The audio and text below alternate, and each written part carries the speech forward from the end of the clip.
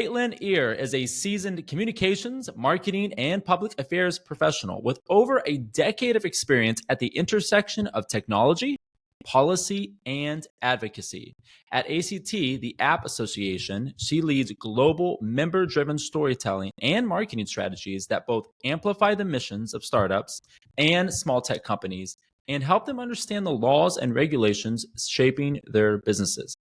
Caitlin's background blends policy expertise with creative content and marketing by developing and executing global campaigns, podcasts, and cross-platform content that resonates with developers, founders, and policymakers alike.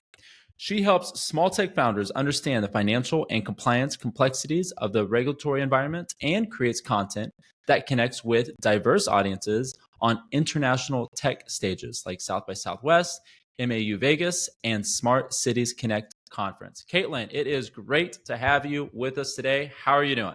It is so great to be here as a fellow podcaster to another. I'm so excited to be on another. So this is cool. Eric and I both met Caitlin at a conference in Toronto last year. And it was a tech conference up there and had a great time. Wonderful conference. And Caitlin was one of the few people that we've actually stayed in touch with since then. And so it's just kind of a cool thing where almost a year and a half later now, I guess, when we met, to have you on the podcast and talk about something that you are quite skilled in. So I'm really looking forward to this. I think it's particularly cool to me because I am someone who complains a lot about things like government's regulation. And I'm a pretty small government-minded person, but I really, really enjoy talking to people who are on the other end of that, particularly people who are on a different side of the spectrum from myself. So with someone with your background experience, I think you're going to have a lot of great things to dive into here. But before we get to that, let's do some quick opener questions. So, Caitlin, you could talk. This is imagining a world where you could talk to animals. Oh, however, they can only reply with overly detailed complaints about the weather. So, if this is a reality, is there a particular animal you would think you could imagine yourself speaking to on a regular basis with these preconditions? I'm gonna go with like the most obvious. I'm so sorry if this is a boring answer. My dog Bandit. She is a Dachshund mini Australian Shepherd mix, and I would want to talk to her about the weather specifically because like I have a theory based on her behavior that she does not like any kind of precipitation, like rain or anything like that. I know that she has to go outside and use the bathroom and she will fight it. I'll open up the door and she'll see the rain and immediately turn around and act like she doesn't have to go. And I'm like, oh my God. I do want to know how she feels about snow because I think that she likes it. She runs around in it, but then she realizes that her paws are wet and she's like, okay, what is this? So this is deceitful. Yeah. Okay. That's awesome. Good. It sounds like you've thought about that already. So that's cool. It feels very instinctual for me to answer that question. That's good. All right. Well, this one may be less instinctual.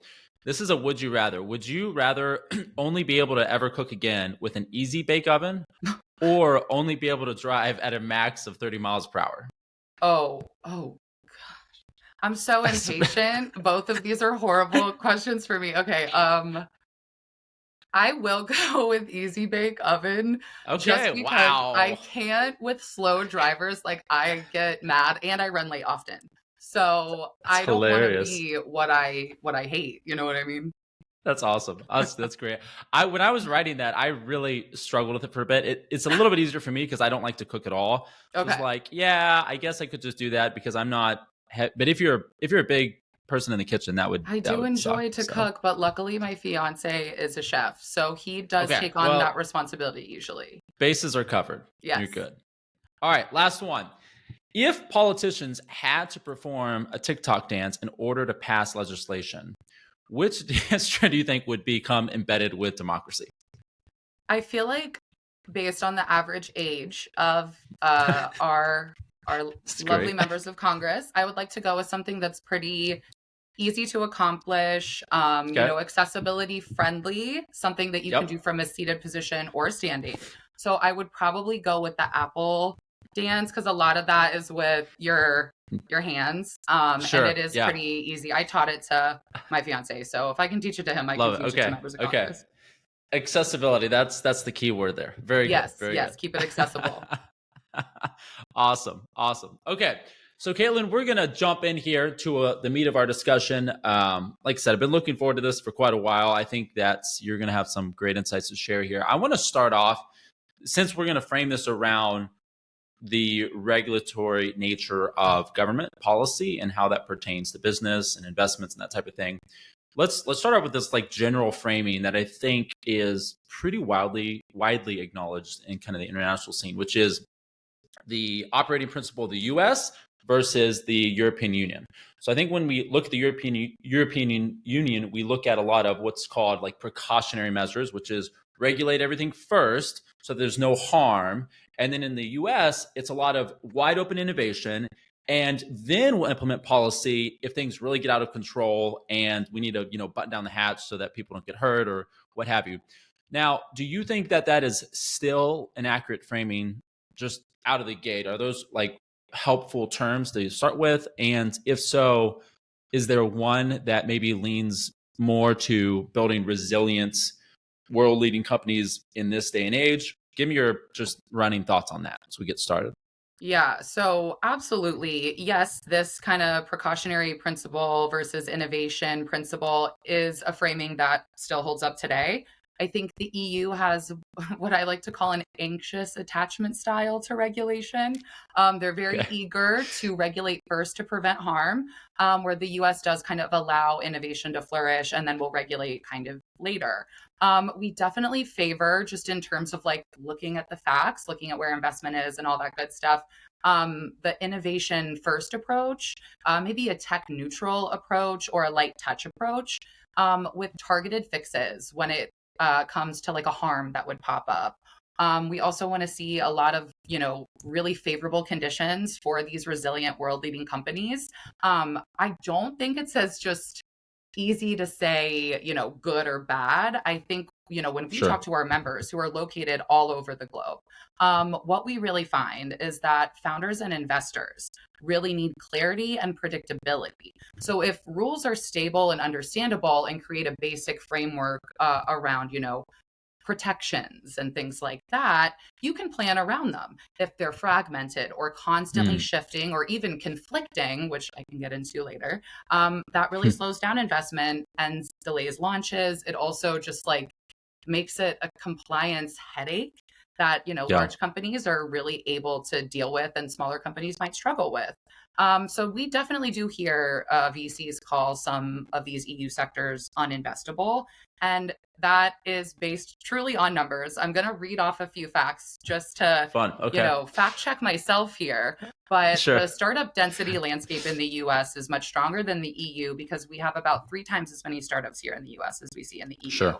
across industries within like the digital economy. Venture capital, and this was in 2022, US investment was around 116 billion, almost 117 billion, where Europe was at about 34.3 billion. Wow. Okay. When it comes to AI funding, the US has captured about 70 to 80% of the global AI investment. EU's way far behind because of a lot of these conflicting regulations. And then Sure. if you take a step back, let's not even talk about the EU or the US. If you look at like Oceania, right? Like Okay. Australia and New Zealand, Yeah. pretty small populations, right? Together, those areas drew a little bit under $5 billion in VC funds in 2022. So smaller Okay. in absolute terms, but relative to their population of about like 30 million, they Sure. often outperform the EU on per capita basis. So Wow. this is relevant, obviously, because Oceania leans towards not with everything, but tends to have the same approach as the US, where we're able to see some of these companies access funds a little bit easier because of the regulatory environment. So I remember like talking to you at Collision last year, and we were saying like these policy issues feel so far away from some people, but really what it Mm. comes down to is Yeah. that they impact the investment environment. They impact your Yeah. ability to scale. And this isn't some far away thing. Oh, Parliament's doing this or Congress is doing this. Sure. Like it is real live in your face when it comes down to getting capital. It reminds me of this is kind of silly, but a Parks and Rec moment. I'm sure you've probably seen this show, Love, but yes. I don't remember who it was, which character it was now, who was trying to get a permit for something, Okay. and they go to wherever the clerk's office or whatever it is, and they're like, oh yeah, we want such this permit. And lady's like, okay, well, you have to have this form in order to get approval on this form. I'm like, oh, okay, well, how do we get the second form? She's like, well, you have to have approval on the first form in order to get the second form that approves it. And they're like, well, that doesn't make sense because you can't have, them both in limbo like this. I'm like, oh, no, that's definitely how it is. So they track down the lady who was on the council or city council, whatever it was, years ago, who instituted this. Okay. And they're Oh, like, yeah. hey, did you set this up? Because I don't understand like how. So actually, I'm taking this back. I think it's actually Brooklyn Nine-Nine. Okay. I I know what just scene you're remembered. talking about. I've seen this on Reels or TikTok or something like I that. was I was saying Parks and Rec. It is actually I believe the character Amy from Brooklyn Nine-Nine, who Yeah. is she's the one who's always like wanting everything done just so. Totally Brooklyn Nine-Nine. I Yeah. just got wrong show. But anyway, they track her down. Lady's like, oh yeah, I just did that to screw with people because like the whole thing is so ridiculous. So it's like I just built it just to mess you guys up so you don't know what to do when you want this form. And it's a very funny moment in the show, but they're kind of poking the bear a little bit here with his, yeah, like there are some things that seem just totally off the wall crazy. And then when you go and like you come head to head with it, it's a problem because you kind of have an impasse here, and especially if you've got VCs, larger investors that are like, hey, we don't want to move here because we don't believe that our money is going to get a return if there's all of this pressure from a government standpoint. So Right. yeah, that is There's a that is little a bit of tricky truth in thing. every piece of satire, you know? So That's yeah, it's being very exaggerated much. and so funny, but like it's based in some reality. Yeah, yeah. Now you were talking about how a good chunk of the investment going into AI has been captured by the U.S. market. That was one of the things I was going to ask you about. Is are there like a divergence of themes here in terms of the geopolitical landscape where certain areas are doing certain things? So beyond AI, in maybe like in an inverse scenario, do you find areas in which the EU is doing a lot more capital investment into things like whether climate tech or green tech, those types of things, because it's more in keeping right with their regulatory framework and what they're trying to do, on the outset. Yeah, so I feel like, when we're talking about investment in Europe, it's not hyperbole to say that it is a risk from a VC perspective. Hmm. The sectors that are most exposed, I think, to dealing with, fast moving or overlapping regulation in the EU are like consumer apps, ad driven social media, certain like generated AI uses that would fall under like something under the AI Act, and then anything related to like decentralization and crypto. So we Okay. do see capital shift to areas that have more stable and clear rules. As we've said, the US and even the UK is ahead in the AI race when you look at, how the EU is able to innovate there. And I think that these kind of tangible effects have a major impact like on the market. When the EU talks about green tech and climate tech being able to kind of help them achieve a greener, more sustainable Europe, that's awesome. And we want to see every single, climate tech and green tech startup and scale up thrive in Europe. And we also, in the same breath, want to see the same thing for telemedicine companies. Sure. The life saving capabilities of certain telemedicine tools that employ things like AI could really make or break the difference. And of course, there should be basic guidance around these things. But when all of these rules conflict, the AI Act, the AI Pact, the Code of Practice, on top of GDPR, on top of the DMA and the Yep. DSA, and I'll go into all of that in a second. But when all of Yeah. these things conflict, it makes it, if I'm a VC, I'm like, can a small company comply with all of these overlapping and conflicting regulations? I Mm-hmm. don't really think so. So I'm going to see myself out, or I'm going to invest in something I know is safe, which is that climate tech and that green tech. Sure. Without like skipping ahead too much, I'm getting excited Yeah. now. But I Go for think it. that within this space, we're also going to see a really big increase in focus in tools that help the EU achieve like the digital decade goals that they've set. And Okay. basically, the digital decade goals are really based around workforce development, infrastructure, using digital tools to help the EU achieve greatness in the next digital decade. So I think Mm. that like when we look at the divergence in climate tech versus AI, and how climate tech is just really where people are, not where a ton of focus is, but it's a safe bet for investors. So you Yeah. do see a little bit more focus in that area. But the tilt towards tech that powers the digital decade are things that are going to help people build digital skills, kind of upgrading their networks and computing systems, startups that use like big data and cloud, AI, those keywords. We Sure. will see a little bit more investment in those areas, just because you need to have those pieces of technology in place on the ground in the EU to achieve the digital decade goals. And then things that like improve public health services. So like digital ID and e-health applications, these kinds of digital tools, I personally believe, separate from the app association, but as myself, Caitlin, I believe that we're going to see a lot more VCs investing in that, just because it will kind of mimic that safe investment space that climate tech has in the EU right now. Yeah. Interesting. Okay. So diving into you mentioned earlier the DMA, DSA. So for listeners who might not be familiar with that, these are EU policies. So Digital Markets Act, Digital Services Act, I believe, or Services Agreement. Yeah. Let's talk a little bit about this idea of maybe unintended consequences. Okay. So if as someone like myself who's uh, always starting from a position of cynicism when I'm looking at the government. Fair. You're a My small business owner. That is totally yeah, fair. no, it's funny because like I've actually I've worked in various campaigns, and like my dad ran for state senate when I was a kid and all stuff. So like I come at it from both Yeah. perspectives. Like I have a healthy distrust and then a strong um hopeful belief, I guess you could say, as Yeah. well. But anyway, from where I'm standing at, the number one thing I'm going to look at from maybe more of a negative fallout perspective is, can you create a regulatory system in which it actually entrenches the incumbents, the people that are already here, the big players, and sort of monopolizes, I guess you could say, power, so that the newer, like the startups, the people that need the funding are coming in, they're just not going to be able to clear all of these hurdles in order to get in the game. So this is kind of where that innovation stifling, might take place. Because I'm thinking myself, if I've got limited resources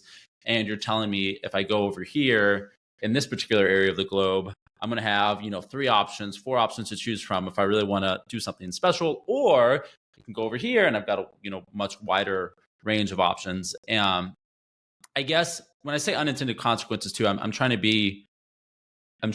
be, how would you say, gracious, because that takes away from like a very conspiratorial thing, which is like, oh yeah, the government's in cahoots with the biggest players to make sure that they're entrenched and nobody else can come in. I'm not trying to make that claim. I'm trying to say, like, can that actually happen? Maybe even accidentally, where at some point, lobbyists start figuring out, hey, this is good legislation because we already, checked the box, and everybody who's new is going to, work a lot to get here. Speak to that if you got some thoughts on that in particular. I'd love to, get into that a bit. Absolutely. I have some thoughts. I think taking a step back, Yeah. I think anyone could really learn this in a therapy session, but intention and impact are two different things, right?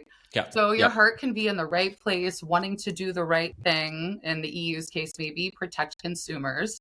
But then the impact of this well-meaning regulation could severely harm developers. And we believe in all of these cases, when it comes to the DMA, the DSA, the GDPR, the AI Act, there is space to enable developers to continue to innovate with these tools without creating this big kind of upheaval that a lot of these regulations are bringing to smaller teams. And you hit the nail on the head. these larger corporations do have the ability to comply with these regulations in a way that, smaller companies cannot, just based on access to capital.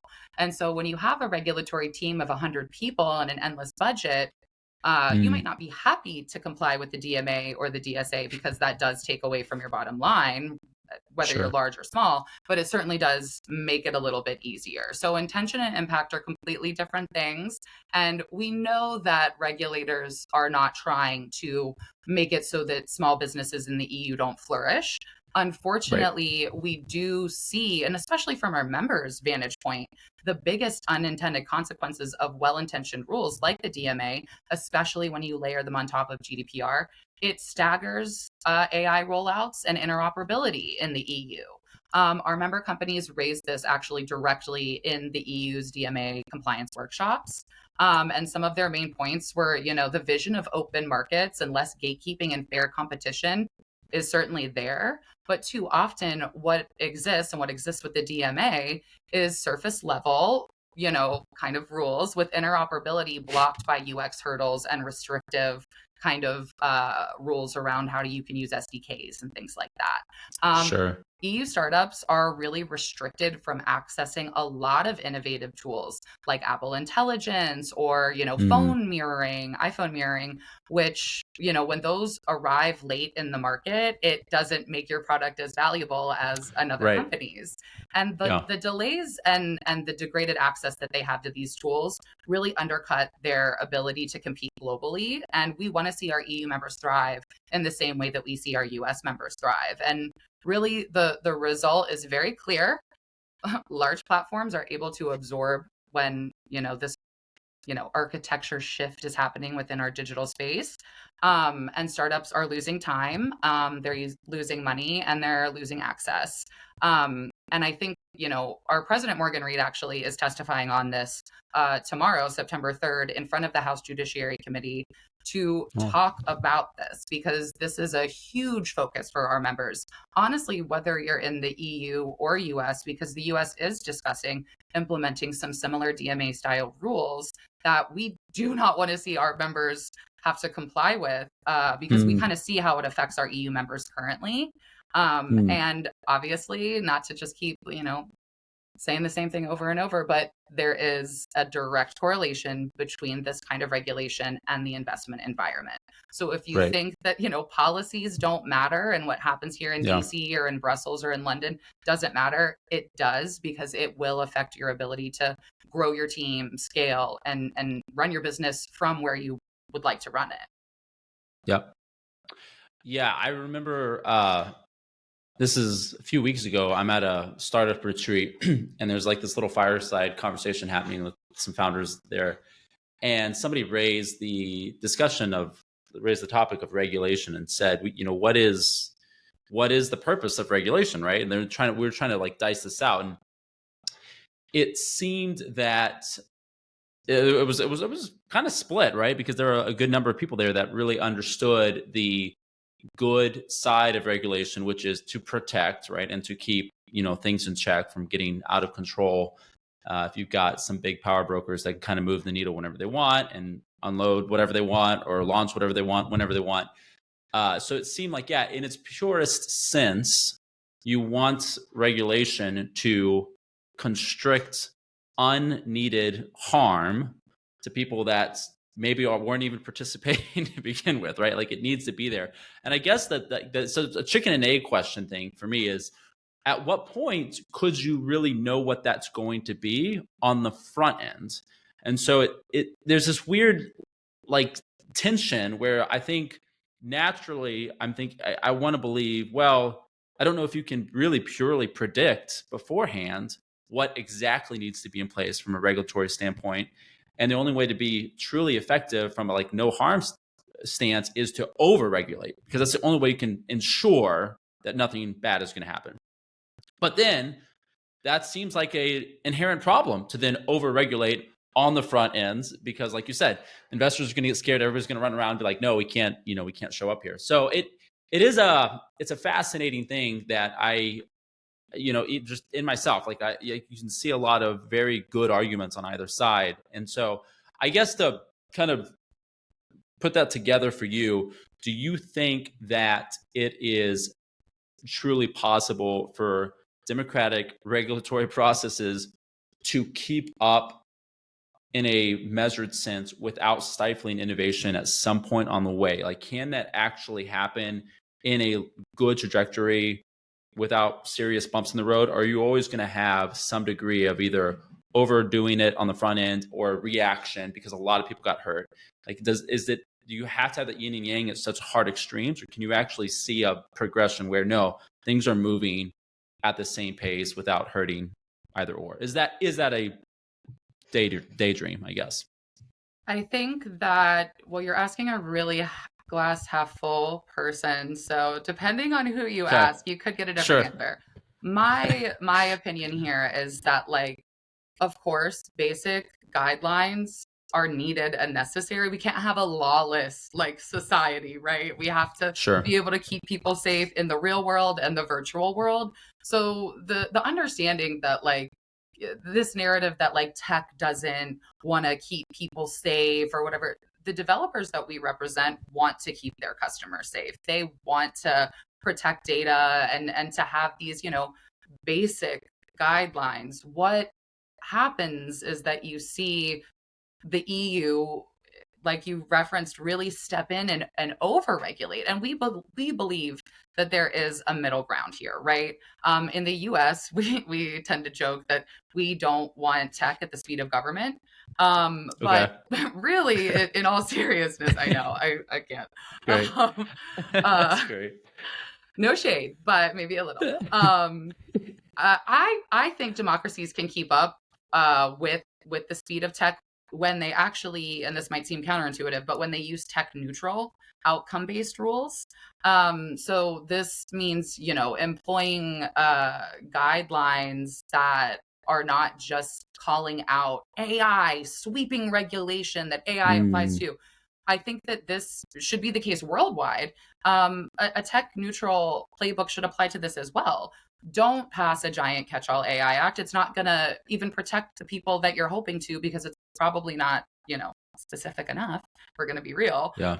But Yep. in the US, we could see something like the Copyright Office dealing with copyright and AI. In the EU, Hmm. we could see the IPO implement something similar, the EU IPO. And then in the UK, they also have an IPO that could, take the charge and lead on copyright and AI. I think that when we also look at what creates, when you're talking about the space of, regulation versus innovation, and are we able to find that common ground, we can also employ things like digital sandboxes that allow companies to pilot these products in a safe environment while learning how to be compliant with basic safety frameworks, so that you're Yeah. not implementing a product and you're afraid that you're going to be fined and that you no longer have a business.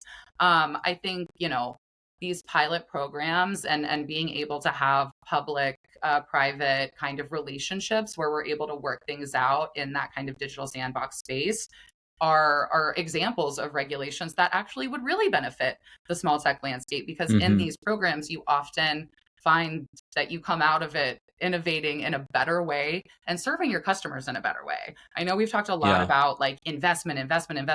When it comes down to it, if you don't have the investment, you don't have the products. And when you don't have the products, you don't have, a better quality of life. I can talk about telehealth till I'm blue in the face, but like when Yeah. you risk missing out on life-saving technologies that can help monitor, blood sugar levels or blood pressure or whatever metrics that you need, if these tools aren't able to be accessed and used in the way that developers are trying to roll them out for consumers, like, what's the point?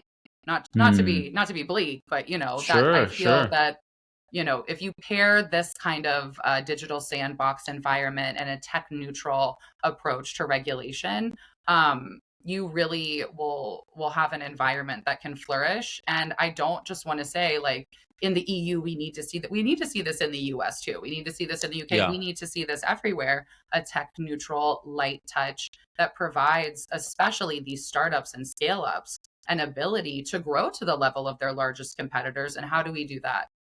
With digital sandboxes, with Mm. regulation that does not conflict And that is very straightforward. And so when, talking about the DMA, the DSA, all of those, none of those can apply to what I just described. They all conflict. They all cause headaches for our members. And I hate to see it because, there's a huge difference in the tone at our Global App Economy Conference that we host here in Washington, D.C. versus in Brussels and the EU. A lot of the discussion points back to the investment environment in the EU and how, they say to their members of parliament, we want to be able to compete with our US counterparts.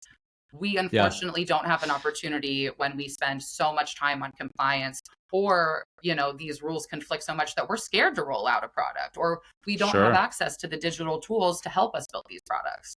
So to put a cherry on top, we don't like that. That's great. That's great. Well, Caitlin, this has been a lot of fun. I really appreciate you hopping on here. And really, this is obviously more of a cursory overview on a lot of this stuff, but love to get back on maybe down the road and take apart some of this at even greater depth. This is a just endlessly fascinating topic for me personally. And I am always open to learning as much as I can to try and I think particularly when we look at the future, AI is such a buzzword and so like crazy over the top in terms of its prevalence in our lives. But I think that's just going to truly ramp up. And so to see, particularly because it's such a weird thing, right? It's kind of it's almost in terms of impact. You look at like the internet age in the early 2000s and how ridiculously that shifted the landscape for everybody. AI is pretty much the same type of just huge cataclysmic, not in a bad way, but just like a huge moving part that is going to affect everybody all at once. And so it's going to be interesting to see how this plays out over the next 5-10 years. And then to throw on top of it, just the ever worsening relations of people at the head of governments, because, a lot of them act like goofballs. And it's like, and then you have to like factor all that into the fact that very few of them seem to act like adults. It's hard to watch sometimes. It is really hard to watch sometimes. But hopefully we can get you here to DC so that you can meet with your lawmakers and advocate on behalf of all of these things. We have fly-ins all the time, or we have fly-ins all throughout the year, and we have opportunities for people just like yourself to be able to come and hold briefings before members of Congress and their staff. That's awesome. You would be able to talk about exactly what's impacting you and what you'd like to see change. And we'll have you on the Tech Swamp podcast, and we can. That's awesome. We'll let you pick the topic. You can pick whatever, and just have as much time as you want. It could be unedited, uncut, raw audio of you just, going on for every single policy issue you've got a problem with. Well, Caitlin, I'm very appreciative for you and what you're doing and your work, and that you're an advocate for so many of us, and that you again see the measured benefits of regulatory power, what that's supposed to do and what it's not supposed to do. So just as a thanks from our ends, we appreciate that you're in the trenches, so that the rest of us, don't have to lay awake at night every night hoping that things go well. So thanks. Yeah, I definitely don't do that. No worries. Just kidding. No, it was so great to be on and to chat with you. And I'm really, really excited to, keep working with you and checking in about, these issues. And if there's ever anything that you really see that you're like, I don't like this, shoot me an email and I can see if we're doing some filings or something on it. Throw a quote in there from you and you're on the Federal Register. Woohoo! There you go. So to that, for all of our listeners, then how should they not to flood your inbox with a bazillion requests from entrepreneurs all over the country, but how should they get in touch with you? What's the best way to connect with you specifically? Absolutely. So you can go to actonline.org/membership. We've got a ton of information about what that looks like. It is cost free. I always say, we really understand the needs of small businesses. So it would be crazy to say, we know how hard it is for you to, get capital and scale. Pay us a membership fee right now. Like, no, that's crazy. Our membership is cost free. And what we're able to do is just connect people like yourself, other startups, scale ups, small business owners in the tech space, with opportunities to sign on to advocacy letters, to speak before members of Congress, to have a spotlight on our blog that highlights an issue area that's really impacting them. And we really kind of work at that as the intermediary between like our members and governmental bodies. So if you're interested in joining, we've got a ton of information on our website, and we do also have a membership form.